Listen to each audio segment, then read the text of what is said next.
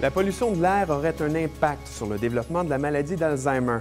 C'est ce que suggèrent deux études dévoilées au début de l'année 2017. La première, publiée dans The Lancet, rapporte les résultats d'une équipe franco-canadienne qui a voulu savoir si la probabilité de développer la maladie avait un lien avec le lieu de résidence d'un individu. Il semble que ce soit le cas.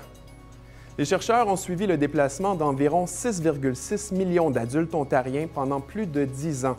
Ils ont ensuite démontré que les gens qui avaient habité à moins de 50 mètres de grandes artères routières avaient un taux de démence 12 supérieur à celui des gens qui habitaient à 200 mètres des mêmes routes.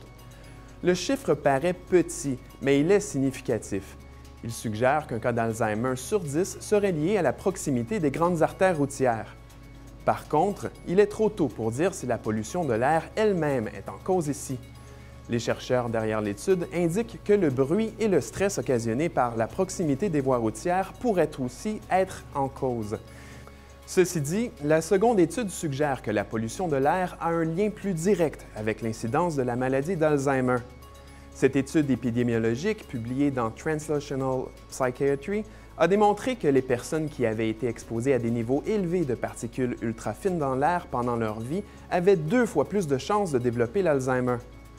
On ignore exactement comment la pollution de l'air pourrait entraîner la maladie.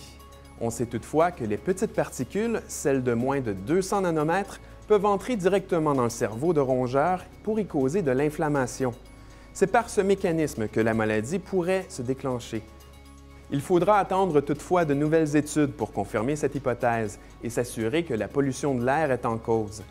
Si c'est le cas, il faudra peut-être revoir nos standards de qualité de l'air pour s'assurer de limiter l'apparition de nouveaux cas d'Alzheimer.